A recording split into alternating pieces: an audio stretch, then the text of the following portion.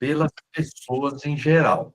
Então, presta bem atenção nesse estudo, que eu tenho certeza que vai ajudar muito a clarear, né, essa visão sobre o mundo e sobre o nosso relacionamento com o mundo, ok?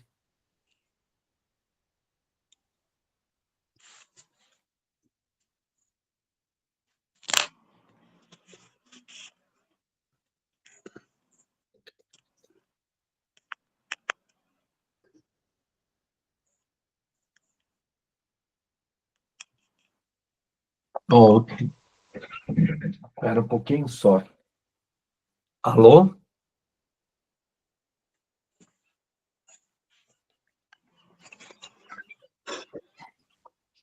Amar o mundo e a mamon. O texto é Mateus 6, 24, 33, e nós vamos fazer uma reflexão sobre a fé e o trabalho, mas não será uma reflexão profunda de abranger tudo sobre esse tema, fé e trabalho, mas vamos abordar um aspecto muito importante e fundamental para entender sobre fé e trabalho, ok? Então, Mateus 6, de 24 a 34, é o Sermão da Montanha. Ninguém pode servir a dois senhores, porque o há de aborrecer-se de um e amar outro, ou se devotar a um e desprezar ao outro, não podeis servir a Deus e às riquezas. Por isso vos digo, não andeis ansiosos pela vossa vida, quanto ao que haveis de comer ou beber, nem pelo vosso corpo, quanto ao que haveis de vestir. Não é a vida mais do que o alimento e o corpo mais do que as vestes. Observai as aves do céu, não semeiam, não colhem, nem ajuntam em celeiros, contudo vosso Pai Celeste as sustenta. Porventura não valeis vós muito mais do que as aves? Qual de vós, por ansioso que esteja, pode acrescentar um côvado ao curso da vida? E por que andais ansiosos quanto ao vestuário? Considerai como crescem os lírios do campo, eles não trabalham nem fiam.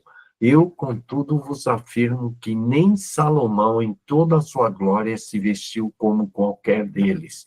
Ora, se Deus veste assim a erva do campo, que hoje existe, amanhã é lançado no forno, quanto mais a vós outros, homens de pequena fé.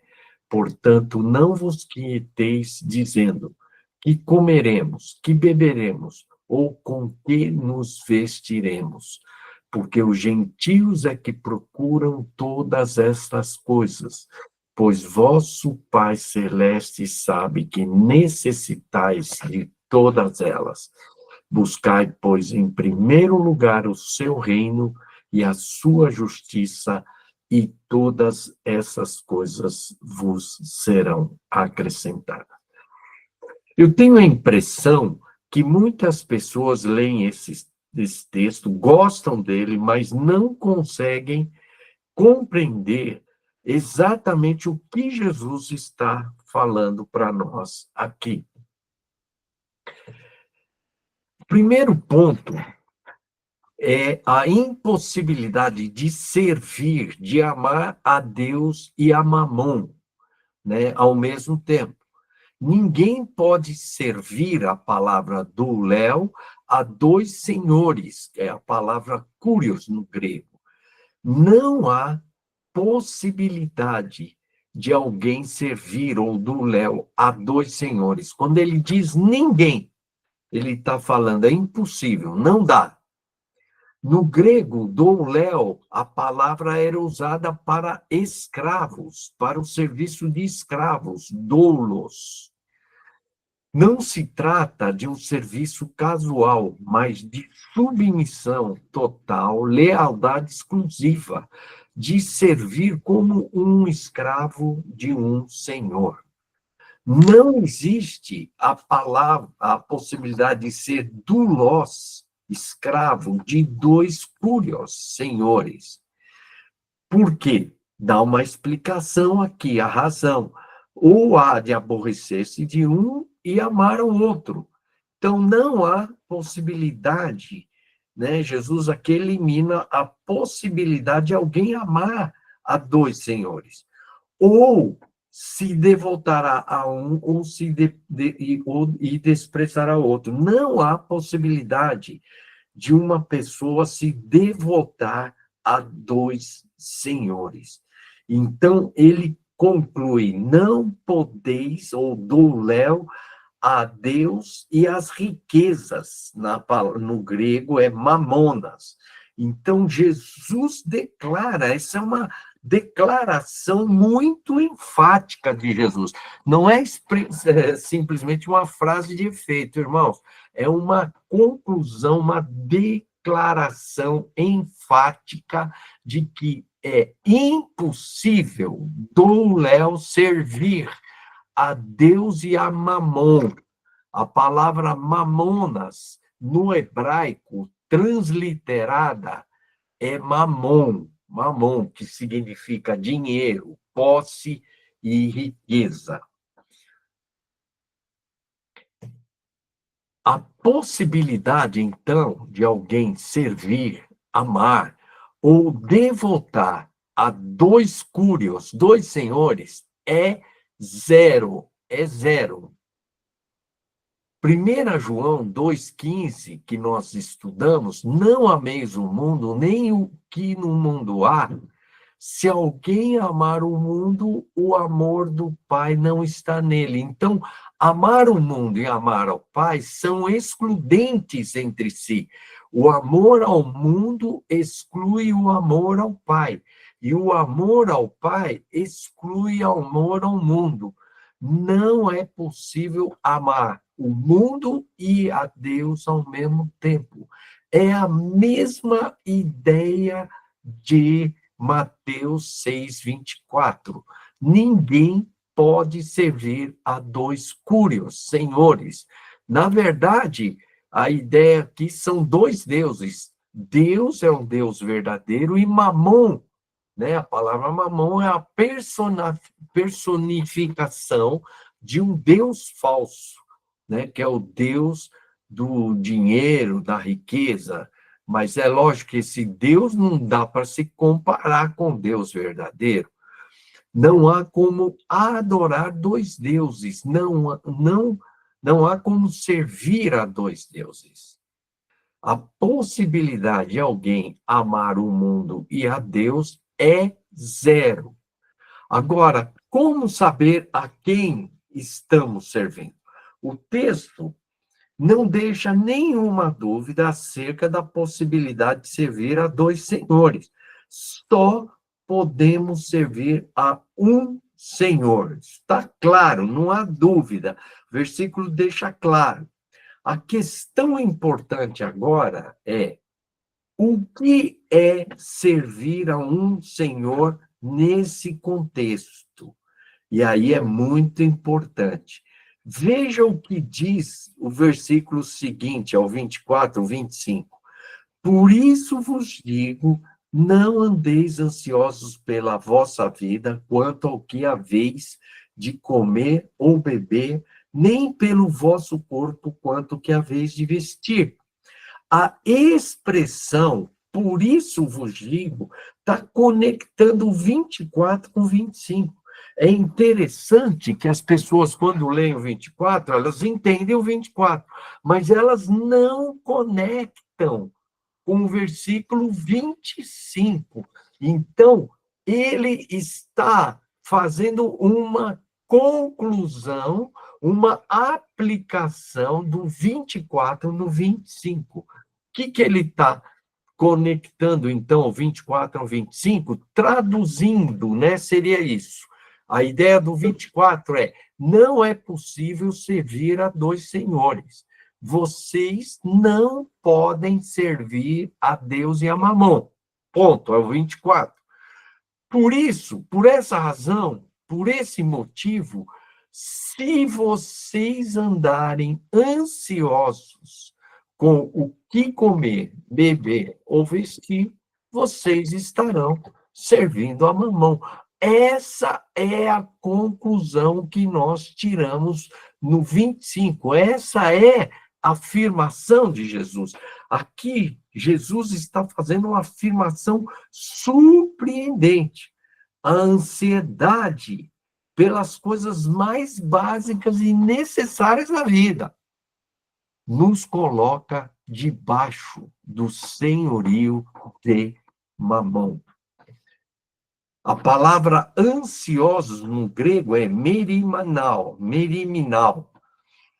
que significa literalmente estar preocupado, dividido, fragmentado, puxado em diversas direções.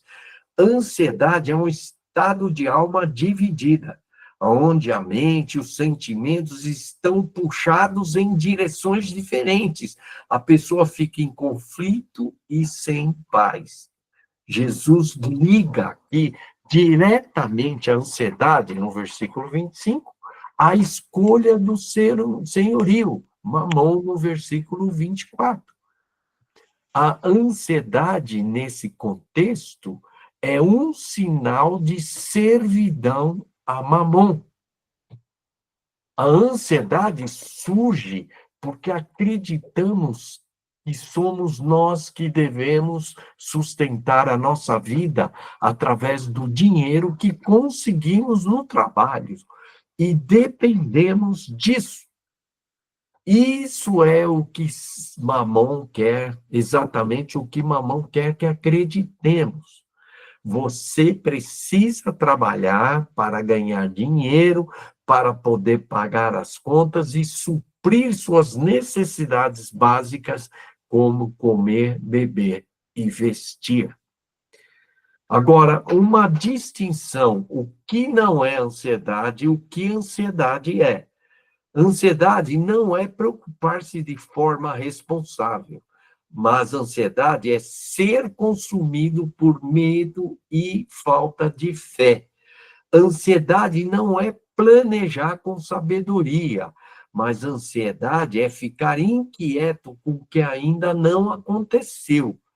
Ansiedade não é pensar no futuro com equilíbrio, mas ansiedade é viver paralisado por pensando no futuro. E se acontecer isso? E se acontecer aquilo? Então, há uma diferença entre planejar, pensar sobre o futuro, planejar-se, né, e ser consumido pelo medo e pela falta de fé.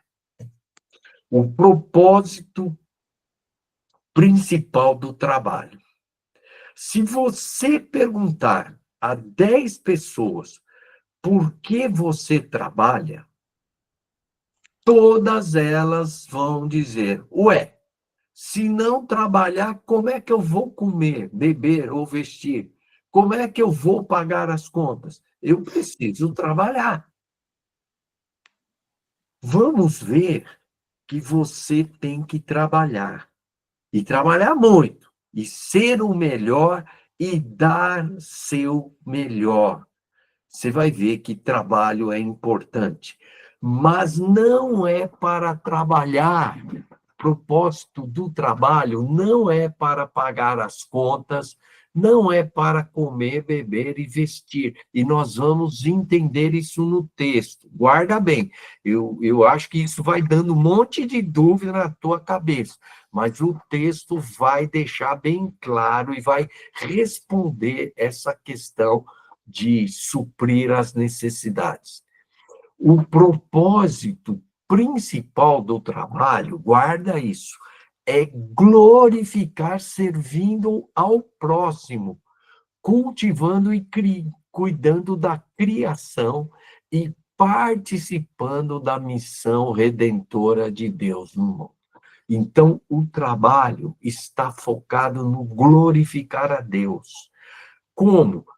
O trabalho é para sempre cuidando, servindo e abençoando o próximo. O foco do trabalho é a glória de Deus e o próximo. É como amar a Deus de todo o teu coração e o próximo como a si mesmo. E o trabalho tem esse propósito de cumprir esse grande mandamento, né? E ele é importante nesse sentido. O trabalho, alguns pensam, porque você agora vai ter que cultivar da terra, você vai suar, né? Então, aqui você vai ver que Deus está amaldiçoando a terra, mas não o trabalho. Então, o trabalho não é uma maldição, pois antes do pecado já o homem trabalhava, e Deus já trabalhava. Deus trabalhou por 6 dias e no sétimo descansou. Deus agora descansou eternamente? Não, ele continua trabalhando. Mas então, como vou suprir as minhas necessidades básicas? Como eu vou pagar as contas? Essa é a dúvida que vem, e eu creio que você tem, né? Então, nós temos que entender o que Jesus vai falar logo a seguir. É esse o conceito. Deus sustenta a sua criação.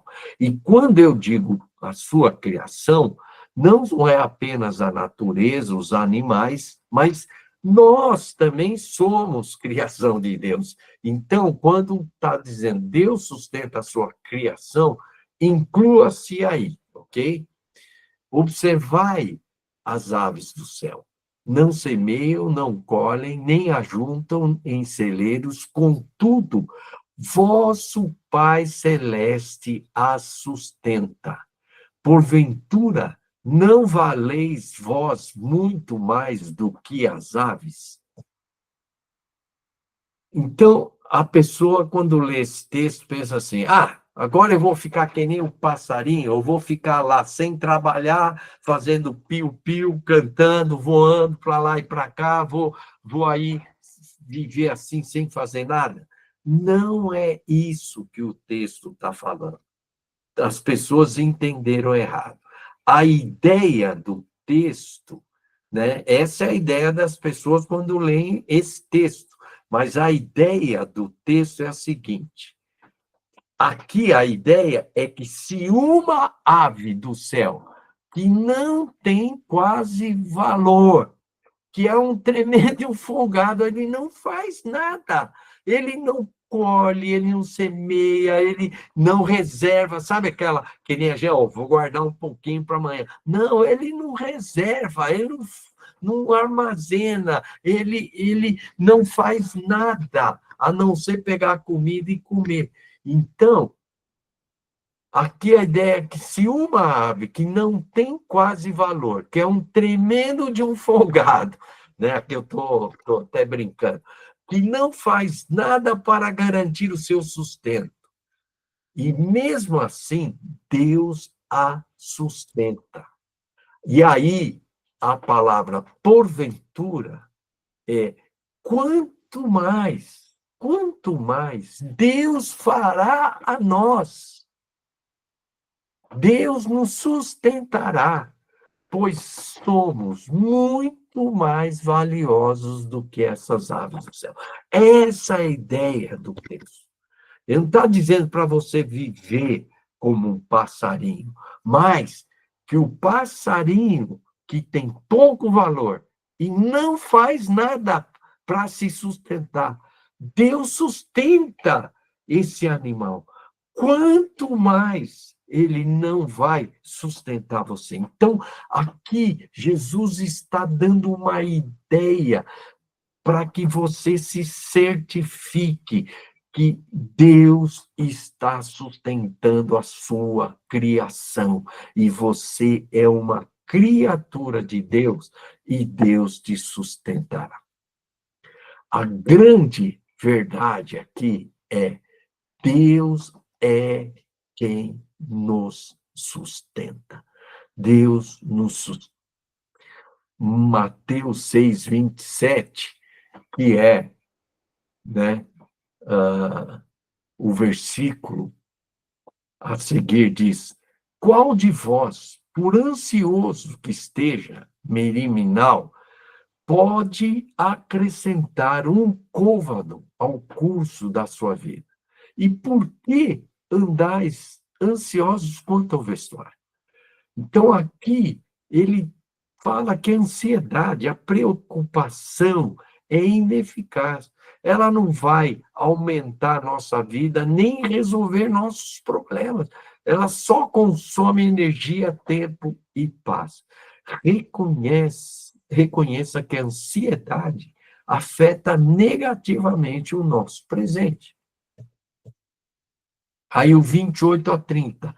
E por que andais ansiosos quanto ao vestuário? Considerai como crescem os lírios do campo. Eles não trabalham nem fiam.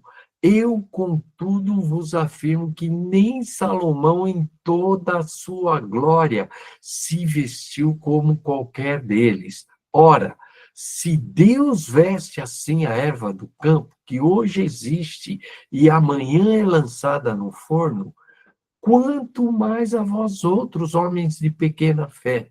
Então, novamente, os lírios do campo, eles não trabalham nem fiam, quer dizer, os lírios do campo não produzem as suas vestes, eles não têm nenhum tipo de trabalho, eles não fazem nada também, assim como as aves do céu. No entanto, Deus as veste mais do que Salomão em toda a sua glória. Então, Deus cuida da sua criação. Ele veste os lírios do campo com mais beleza que Salomão em toda a sua glória. Se elas vivem tão pouco, né, e não trabalham, e nem fiam, e Deus as veste tão lindamente. Deus cuida das ervas do campo com tanto carinho, quanto mais Ele fará por nós. Então, aqui está o primeiro problema que Jesus aponta: incredulidade. Homens de pequena fé. Incredulidade no quê? De não confiar que Deus nos sustenta, que Deus cuida de nós. Então, se você é incrédulo, você vai ficar trabalhando como escravo de mamão, ok? Você vai achar que a comida, tudo depende de você. Então, o nosso problema é que não cremos que Deus nos sustenta.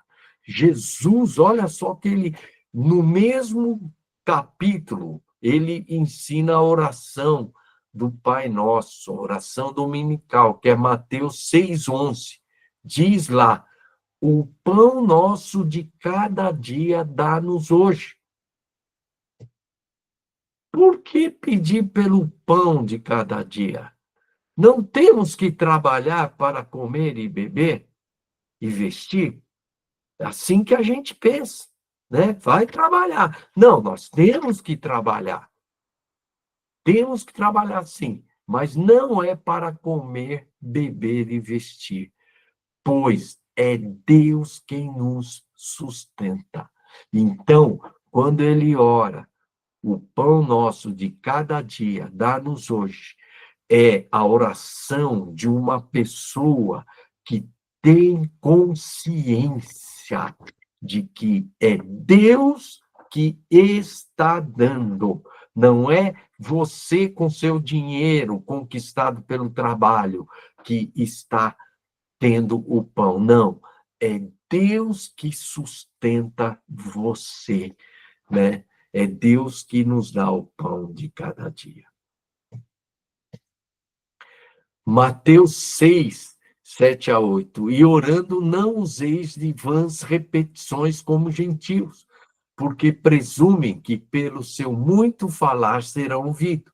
Não vos assemelheis, pois, a eles, porque Deus, o vosso Pai, sabe o que tendes necessidade antes que lhe os peçais. Então, Isso aqui é antes de Jesus ensinar a oração do Pai Nosso.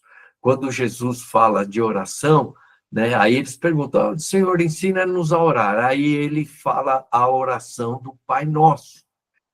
E dentro da oração do Pai Nosso, ele ensina a orar pedindo pelo pão de cada dia.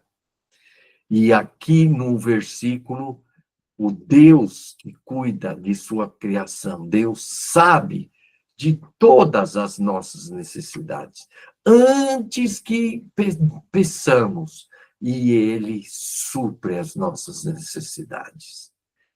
Ok? Mateus 6, e 31, 32, vai falar novamente da necessidade. Portanto, não vos inquieteis dizendo que comeremos, que beberemos, ou com que nos vestiremos. Então, não fique inquieto com essas coisas. Elas são básicas, são necessárias, são. Mas aí, olha só o que diz. Porque os gentios é que procuram, é que vivem com essa busca de todas essas coisas.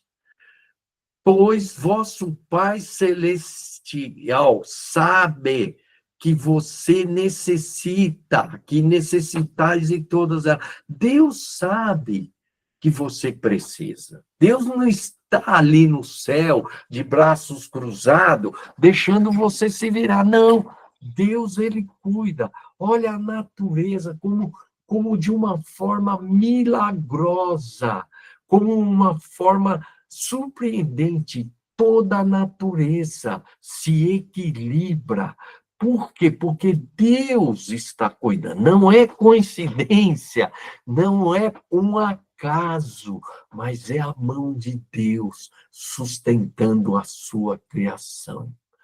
A ideia é que Deus conhece as nossas necessidades e não precisamos ficar ansiosos, preocupados, pois Ele irá suprir as nossas necessidades. Ele cuida de nós, pois valemos muito mais do que as aves do céu e os lírios do campo. Mas presta atenção. Aqui, ó, diz, ele supre nossas necessidades e não desejos e vontades. Ok? Então, muitas vezes a gente acha que está faltando, falta isso, falta aquilo. Não. Não falta nada, porque Deus supre nossas necessidades, e não desejos e vontades. E aqui vem o segundo problema. O primeiro é incredulidade, o segundo é uma mentalidade mundana. Quer dizer, é pensar como os gentios pensam, é viver como os gentios vivem. Ele diz, por que os gentios é que procuram todas essas coisas. Então, você ficar ansioso, preocupado, pensa, não, eu preciso trabalhar para comer, beber, vestir, né, pagar as coisas. Se você pensa assim, você está tendo uma mentalidade mundana, porque é os gentios que pensam assim, que vivem assim, que procuram assim. Então, esse pensamento, ficar ansioso em trabalhar para pagar as contas, ficar ansioso em trabalhar para comer, é um pensamento mundano. Conclusão: muitas pessoas na igreja estão vivendo a vida cristã com uma mentalidade incrédula e mundana. Porque Jesus chamou homens de pequena fé. Vocês são incrédulos, vocês têm uma mente incrédula, vocês não creem que Deus os sustenta. E pensar que você tem que trabalhar para comer, beber e vestir é você pensar como o mundo pensa. Não creem que é Deus que dá o pão de cada dia, que Deus irá suprir todas as nossas necessidades. Você deve trabalhar, dar o seu melhor, mas não para comer, beber, vestir ou pagar as contas. Então, por que que você trabalha?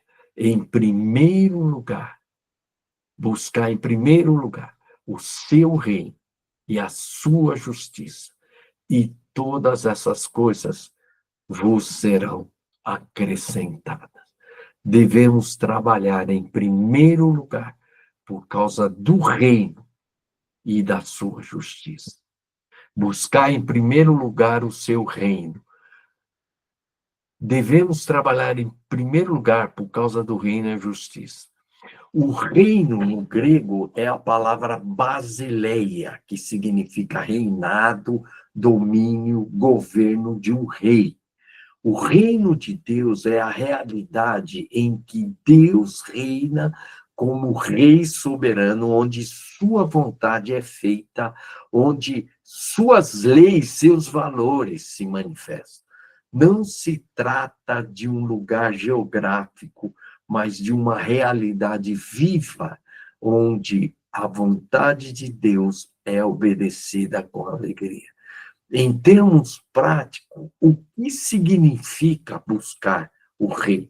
Em primeiro lugar, submeter todas as áreas da vida ao governo de Deus, como Jesus, né, ensinou o que na oração Mateus 6:10. O que ele ensinou? Seja feita a tua vontade, assim na terra como no céu. Em outras palavras, assim como a tua vontade é feita perfeitamente aí no céu, faça a tua vontade aqui na terra, na minha vida. Essa é família, trabalho, finanças, tempo, como você vai usar o tempo, os relacionamentos, desejo, tudo passa a ser vivido debaixo do senhorio de Cristo. Você repara, e eu vejo pessoas, eu tenho, assim, amigos que quando eram jovens, adolescentes, eles decidiram ser missionários, se consagrar, não, eu quero servir a Deus. Aí foram crescendo, né? Aí o que o mundo faz? Atrai, seduz e corrompe. Rapaz, tem jovens desses da minha época que consagraram, queriam ser missionários hoje, mas trabalham tanto, são tão escravizados pelo trabalho. Vocês conhecem gente assim, não conhece? Gente que trabalha, trabalha, trabalha, gente que está sendo consumido pelo trabalho, e às vezes nem tem tempo para a família e para Deus. Então, eles estão vivendo debaixo o quê? Eles não percebem, mas estão vivendo debaixo do senhorio de Cristo. De Cristo, não, do senhorio de Mamão. Mas aqui, buscar em primeiro lugar tudo debaixo do senhorio de Cristo. Antes de tomar qualquer decisão, você pergunta: isso agrada ao rei? Está de acordo com os valores do seu reino? Então, tudo que a gente faz tem que ser debaixo da ordem e do senhorio de Cristo. Viver com os valores do reino. Veja o Sermão do Monte aqui, né? Humildade, misericórdia, pureza de coração, amor aos inimigos, perdão, fidelidade. Buscar o reino é viver com amor ao próximo ao invés de egoísmo, com a justiça de Deus ao invés de vantagens pessoais, paz ao invés de vingança, alegria no espírito ao invés de prazeres passageiros. Participar da missão do rei. O reino cresce quando mais pessoas se submetem a Jesus como Senhor. Levar o evangelho, discipular, servir os pobres, trabalhar com excelência e honestidade. Tudo isso manifesta o reino da terra. Você passa a ser um embaixador do reino onde estiver. 4, trocar a lógica do mundo pela lógica do reino, é a contracultura do reino. No mundo é sucesso, acúmulo de riqueza, aparência, ego, né? No reino, o que que é? É a humildade, o serviço, a generosidade, a fé. Você deixa de buscar autoafirmação nas conquistas e começa a viver para glorificar o Rei. Você trabalha, sonha e vive com os olhos na eternidade e não nas coisas aqui passageiras. Mateus 6, 19 e 21, né, diz: não ajunteis, acumuleis tesouros na terra, mas o quê? A gente trabalha, a gente vive para ajuntar tesouros no céu, porque aonde está o teu tesouro, está o teu coração. É esse o contexto. Você não trabalha, você não vive para comer, beber e vestir. Você vive, trabalha para colocar tesouros lá no céu. Então, buscar o reino é viver sob o governo de Deus, em vez de viver para o seu próprio eu. Buscar o reino é colocar Cristo no centro de tudo, em vez de colocar suas vontades, sonhos ou conforto no centro. Buscar o reino é agir com os valores do céu, em vez de reagir com os instintos mundanos e carnais. Buscar o reino é servir aos outros com amor. E olha, essencialmente, trabalhar é servir aos outros com amor, em vez de viver para si mesmo. Buscar o reino é ter uma vida centrada no eterno, em vez de ser dominado por preocupações passageiras. Agora, buscar em primeiro lugar a sua justiça. Essa justiça é o centro da ética do reino. Não é uma justiça comum, religiosa ou legalista. É uma justiça radical, interior, relacional e cheia de amor. Ela é tão profunda que Jesus diz: se a vossa justiça não exceder em muito a dos escribas e fariseus, jamais entrareis no reino do céu. Então, essa justiça, eu já expliquei para vocês uma vez, né? É uma justiça que tem que exceder em muito a dos escribas e fariseus. Jesus, ele explica o que é essa justiça que excede em muita dos escribas e fariseus. É a justiça que ele fala, que ama os inimigos, que ora pelos que nos perseguem, que abençoa os que nos maldizem, que perdoa os que nos ferem injustamente, que paga o bem com o mal, etc. Isso parece mais injustiça do que justiça, né? Porque o cara vem, te prejudica, te faz mal, e você tem que amar.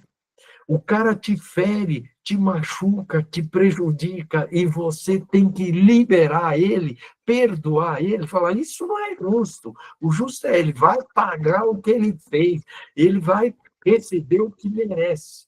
Mas a justiça de Deus, a justiça divina, excede essa justiça, né? Em muito a justiça dos escribas e fariseus, e na época já era uma justiça, né, de uma vida moral elevada. Quer dizer, já o padrão de justiça dos escribas e fariseus já era excelente, já era muito alto para a época, né? E aí Jesus fala de uma justiça que excede em muito. É essa justiça que nós devemos buscar. Sem essa justiça, jamais entrareis no reino dos céus. Amém, irmãos? Então, era isso que eu tinha para compartilhar com vocês, né? E o importante é, todo mundo, você perguntar hoje para 10 pessoas na igreja, por que que vocês trabalham? Todas elas vão dizer, ué, como é que eu vou pagar as contas? Como é que eu vou comer, beber e vestir? Né? E essa é a resposta errada, de acordo com Mateus 6. Você vai trabalhar, mas não para pagar as contas, não para comer e beber e vestir. Se você pensa assim, você já se colocou debaixo de Mamon. Você já está servindo a Mamon, porque você depende o quê? Do dinheiro de Mamon para poder comer. Não, você não depende de Mamon, você depende de Deus. É Deus quem sustenta a sua criação. E ele fala: olha as aves do céu, olha os lírios do campo. Deus sustenta, Deus cuida, Deus sabe o que eles precisam. Quanto mais vocês, quanto mais nós. Então, ele chama de homens de pequena fé e fala, os gentios, por que vocês estão preocupados com essas coisas? Porque é os gentios que buscam, é os gentios que pensam assim. Então, uma mentalidade incrédula e mundana. Pensar desse jeito é ter uma mentalidade mundana. É isso que Jesus fala. E em vez de buscar, ficar ansioso, você tem que ficar ansioso, preocupado, em primeiro lugar, de viver esse reino de Deus, que é o senhorio de Cristo, e é os valores do reino, e a sua justiça, né?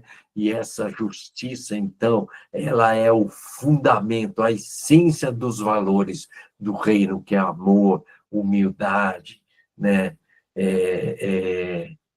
Perdão e etc. Então, irmãos, eu acho que poucas pessoas conseguem entender esse texto dentro desse contexto do Sermão da Montanha, dentro desse contexto de trabalho e fé. Alguém quer fazer alguma pergunta? Pode fazer. Marcelo, só lembrando que no original, o trabalho lá em Gênesis, ele também tem a definição de adoração, né? Então, só para lembrar isso. E adoração é tudo aquilo que a gente faz onde Deus está no centro. Amém, amém, amém. Alguma coisa a mais? Alguém quer comentar alguma coisa? Pode comentar. Marçal, tudo o que você falou aí hoje, eu lembro que quando eu servia Mamon, lá atrás, eu não tinha não tinha sabedoria nenhuma disso, né? Eu fazia de tudo para as coisas dar certo, buscava aqui, buscava lá, né? E não davam certo, né? Quando eu entendi essa palavra lá atrás, Marçal, eu vi que eu estava totalmente na contramão. Eu estava adorando realmente, era Mamon, só Mamon, né? E quando assim que eu compreendi no meu coração assim que Deus era o criador, ele era o dono do mundo inteiro, que tudo era dele, e eu entendi que eu tinha que entregar tudo para ele. E eu falei, mas Deus, e a minha conta? Eu tenho conta, eu devia na época 7 milhões de contas, e as minhas contas? E o senhor fala que eu não devo dever nada para ninguém. E agora, como é que eu vou fazer? Como é que eu vou pagar minhas contas? E aí eu fui entendendo, e aí fui buscando o Senhor e entregando tudo e pedindo perdão de tudo que eu fazia. E aquela pessoa que estava ministrando para mim, ela falava assim, Berté, é impossível você pagar essas contas. E ele ministrando para mim e ele não acreditava. Eu falei, não, mas eu vou pagar. Deus fala que não devo pagar, eu fiz tudo errado, mas agora eu não vou mais fazer errado, agora eu vou buscar o reino de Deus em primeiro lugar, e Deus falou que vai acrescentar, eu vou trabalhar. Massal, foi em 4 anos, eu paguei todas as minhas contas, e eram contas altas, viu, Massal? Dava 7, 8 milhões de conta. Eu consegui pagar todas as minhas contas, na época, me pediram a sala onde estava com o restaurante, eu tinha começado, eu falei, Deus, agora você vê nessa dificuldade toda aqui, me pediram a sala, o cara pegou a sala, ele queria montar um restaurante lá, porque o meu tinha dado certo, e ele ia trazer um parente de São Paulo para colocar lá.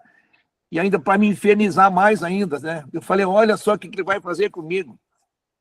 E aí, Marçal, eu consegui achar um outro lugar.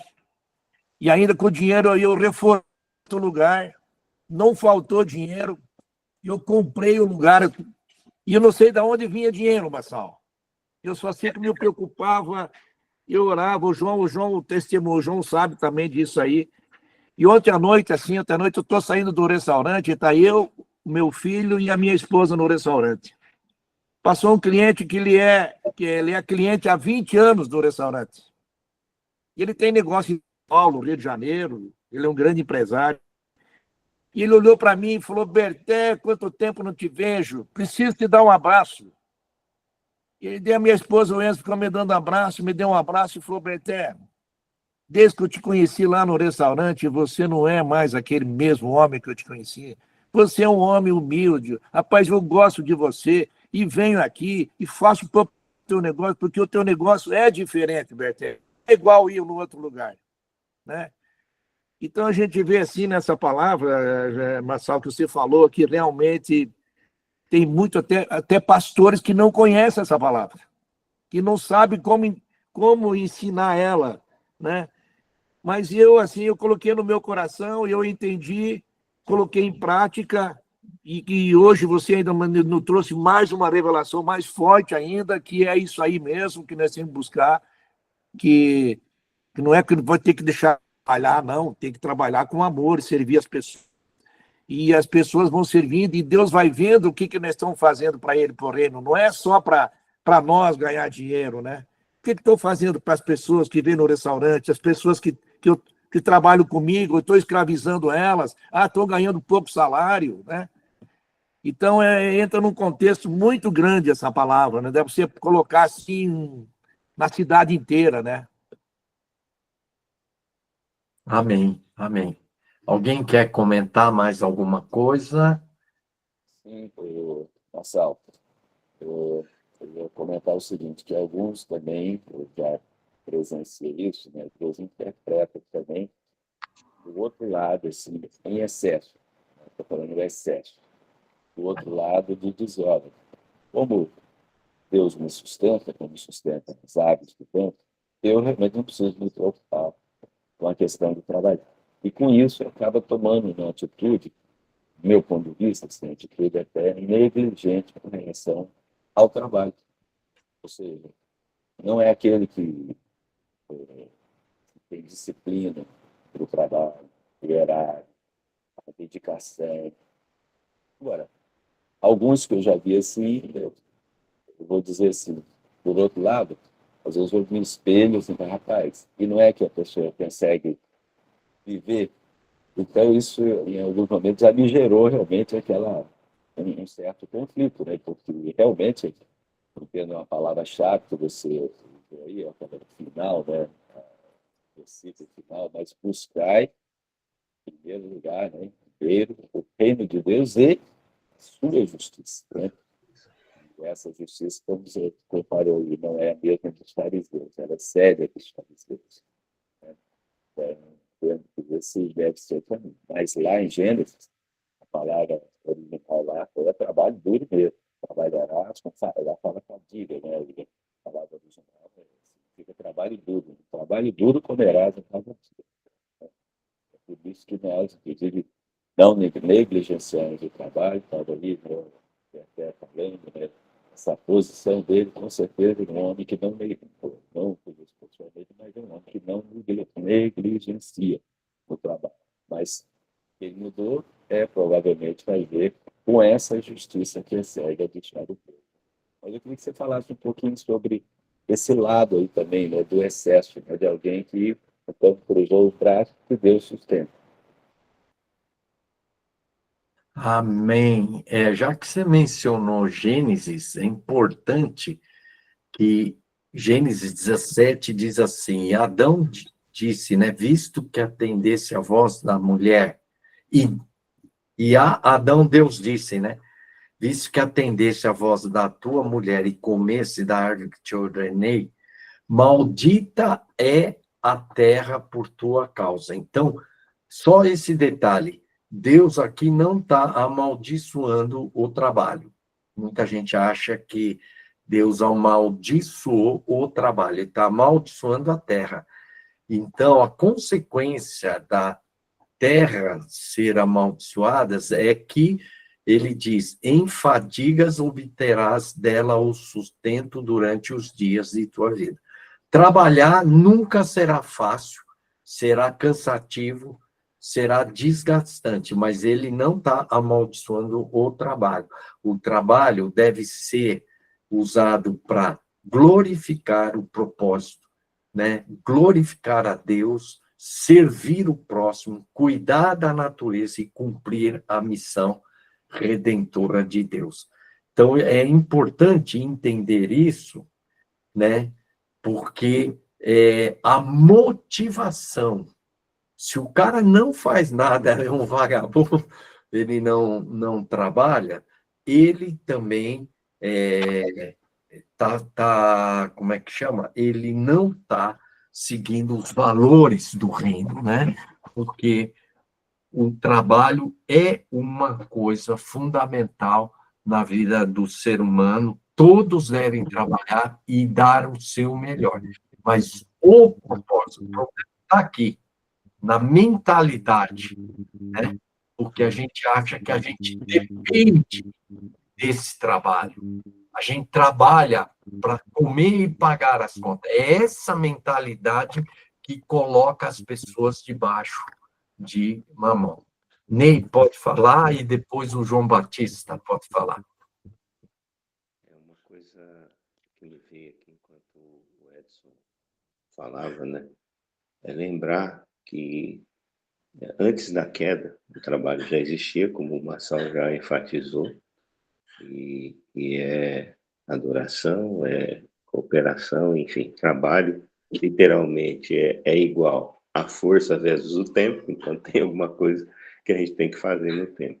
Mas o que eu quero enfatizar aqui, que me destacou, é que antes da queda, o trabalho já existia e ele tinha um propósito: cooperar com Deus na expansão da criação. É cooperação com Deus. O trabalho nosso, ele está alinhado à adoração a Deus, a reconhecimento de Deus, a dar de nós para cooperar com Deus, né? Ele disse assim, olha, multiplicar e crescer e multiplicar e povoar a terra, né? Para alimentar tudo aquilo que tá lá. Deus garantiu, é promessa dele, ele ia cuidar como que cuida dos passos. Mas a questão do trabalho é algo de alguém que é redimido, de alguém que anda com Deus, ou seja, cooperando com ele para que a vontade dele se estabeleça na terra.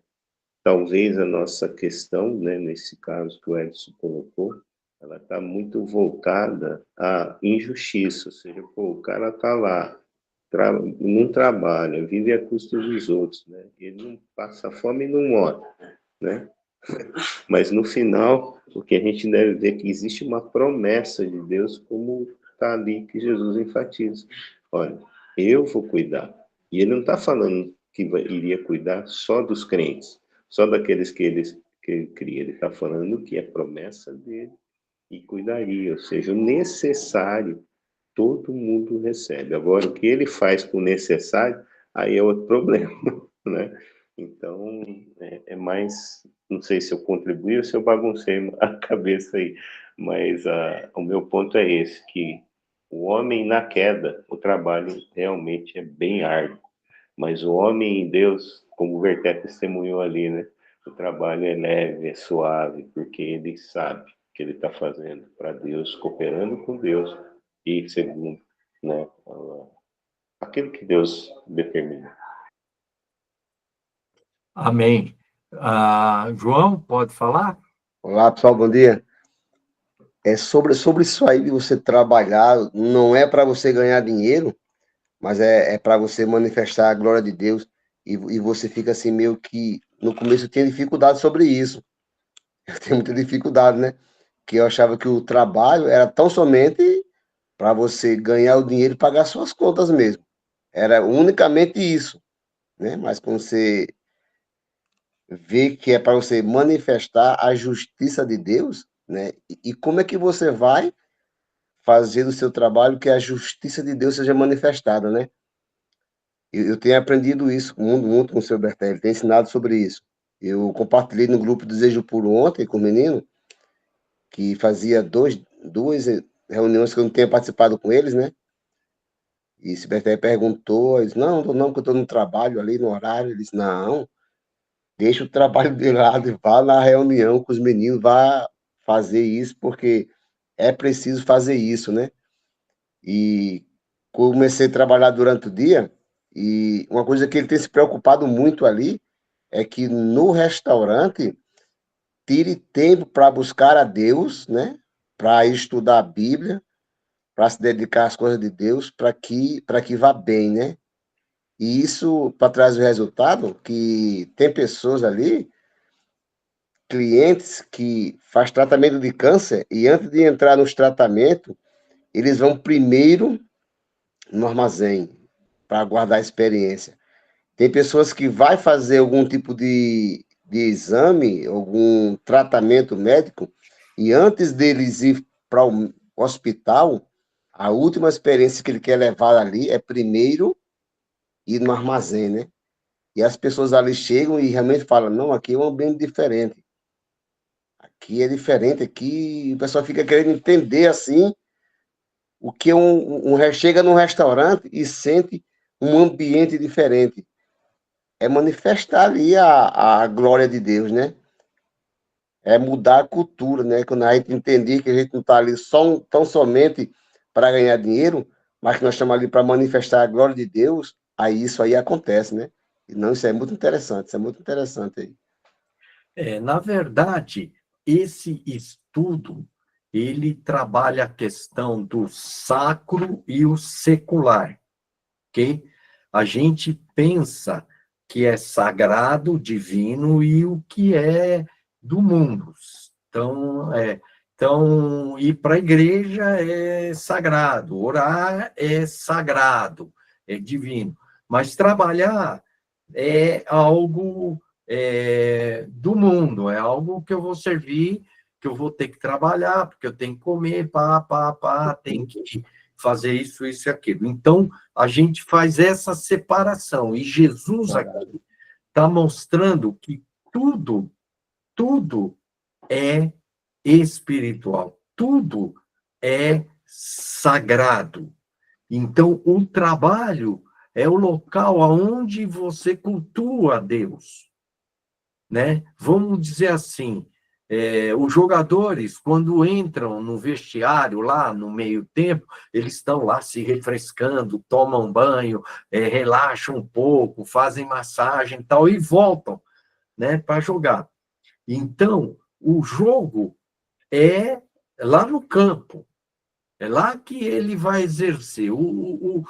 A igreja, o culto é o tempo de vestiário, de refrigério, mas o jogo é jogado no campo. Então,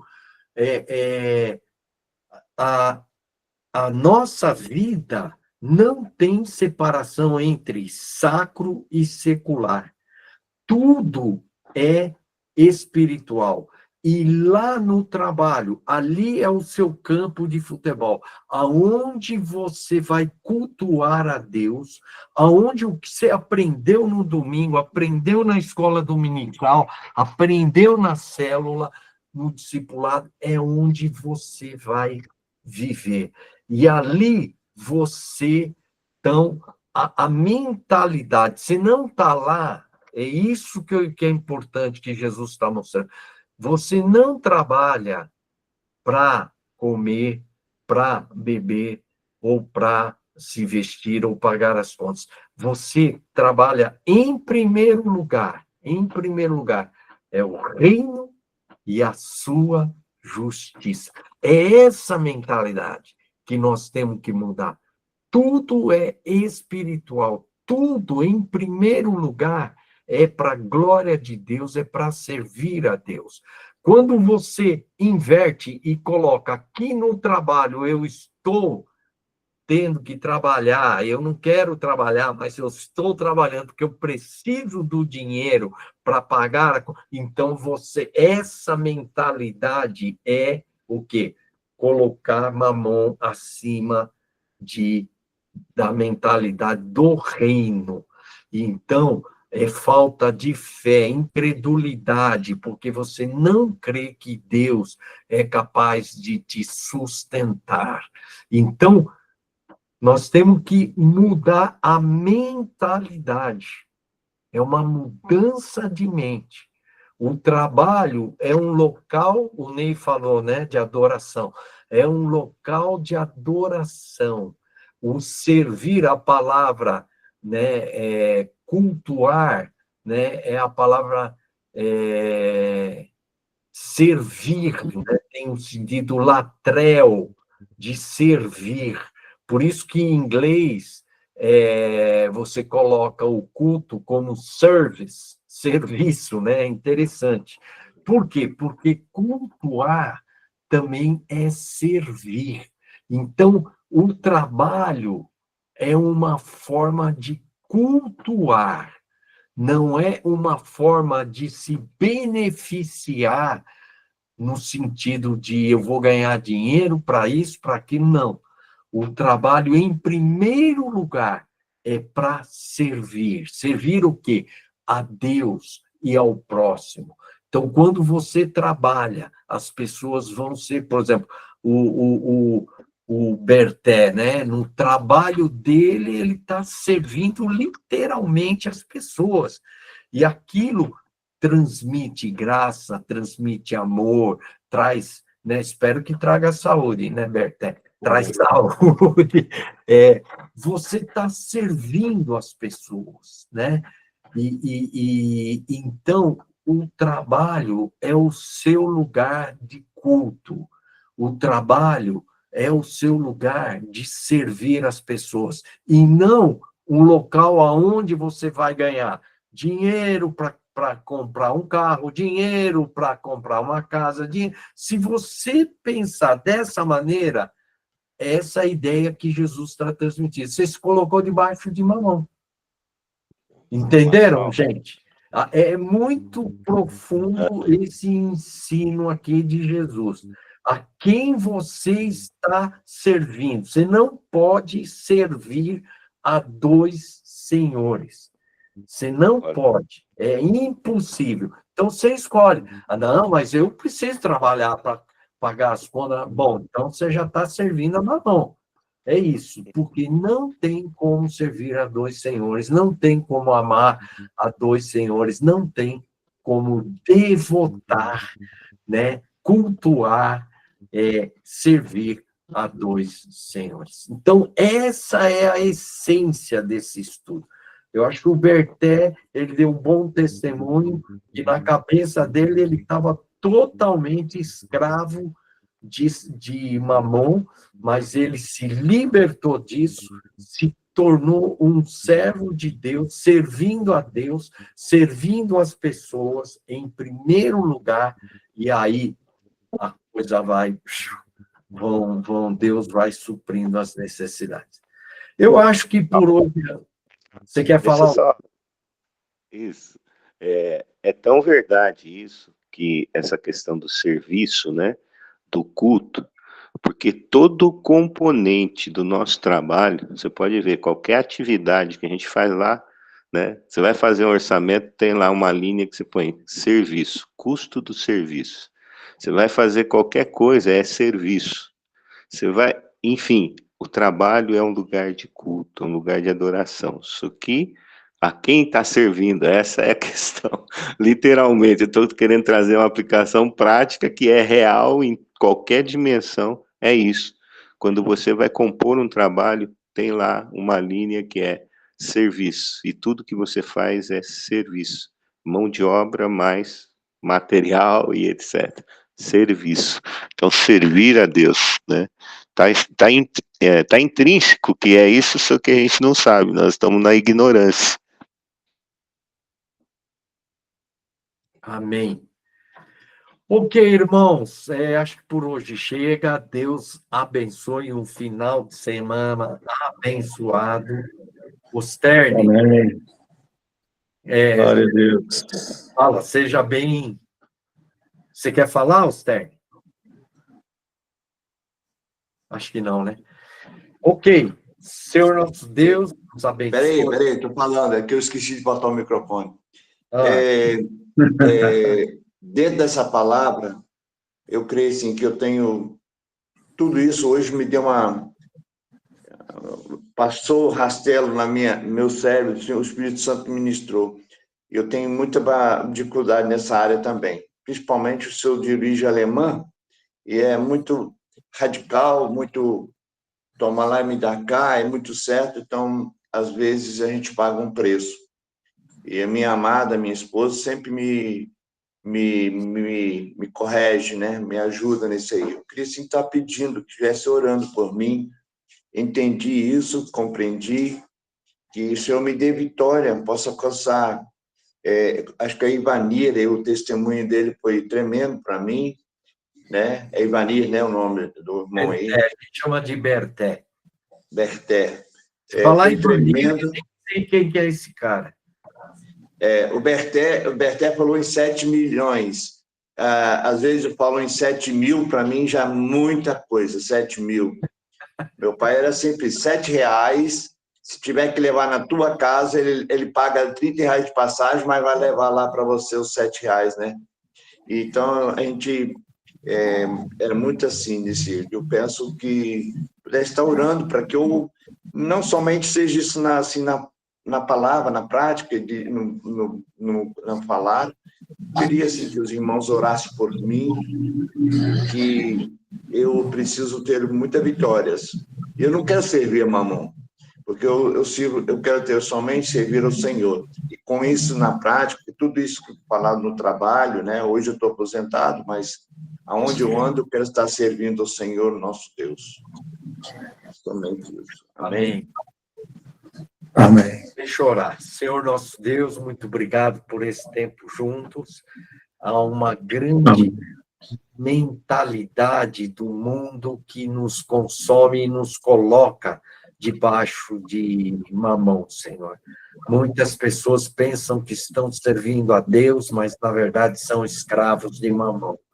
Que o Senhor nos liberte.